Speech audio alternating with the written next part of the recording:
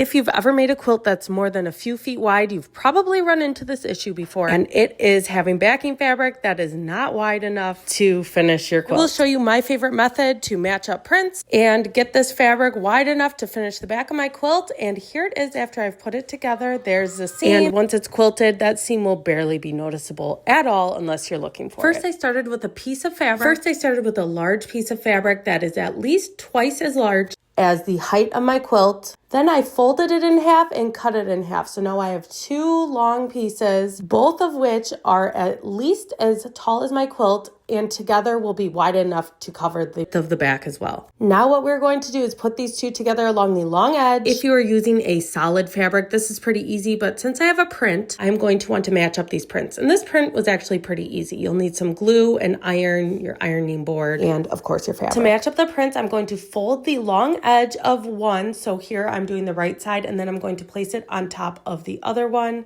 and we're going to match it all along that long edge. So you can actually just remove one of the pieces of fabric, and we're just going to work on pressing and creating a really nice crease all along the long edge of one piece of the fabric. It does not matter how much you fold over. I would say give yourself at least an inch. I did an inch and a half here. What matters is that the length of the fold is consistent along the entire edge of fabric. You will want this to be as even as possible so that when you put the two pieces of fabric together, they were also even. So you'll see here I have my fabric with the wrong side facing up, and then I'm folding it over so wrong sides of the fabric are facing together. And then I'm taking my ruler and measuring an inch and a half to make sure that the fold is an inch and a half, and then pressing it in place along the entire edge. Once you get to the end here, you're going to want to bring back that other piece of fabric and flip over this one so that they're both right sides facing up. This is where we're going to start lining up the prints and glue basting it in place so that it doesn't shift, so that we can sew these two pieces of fabric together. Again, the glue is just temporary. It is just to hold everything in place. So this pattern specifically, or this print, was pretty easy to match up.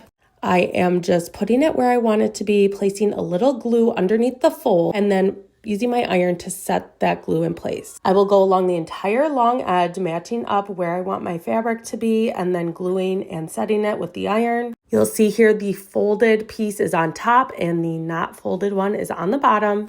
The more kind of action you have going on in the printed fabric, the harder this will be. But just put the glue on, and then you can kind of move it on, and just don't use the iron until it's exactly where you want it to be. Once you've gone along the entire long edge of the fabric, take the folded top side and pull it over very carefully so that both of the big pieces of fabric are right sides facing together. And this will actually reveal the fold. If you use too much glue, you will notice that here. A little goes a long way with the glue. It might kind of stick like mine did. That means I probably could have gone with a little less glue, but it's totally fine. Just carefully kind of pull it back. Then we're going to take this to our sewing machine and sew right in the fold or the crease along the entire long edge to put these two pieces of fabric together, and your prints should be lined up because it's all glue basted in place where you want it to be. Here's a little bit of a closer shot. You can see I'm sewing right in where that fold or that crease is, and I'm just doing that along the entire edge. You'll want to make sure that the bulk of your fabric is on the left of your machine just to make it easier to sew it through. Once you have sewn that back, we can go ahead and trim off the excess fabric. I trim mine back to a 1/2 inch seam allowance. If you want, you can open it up beforehand just to make sure that everything is looking good, and then close it back up, and we're going to trim this back. Make sure that the shorter ends of the fabric are on the right side of the ruler. And I just go along the entire long edge and trim this back so that there is a 1/2 inch seam allowance.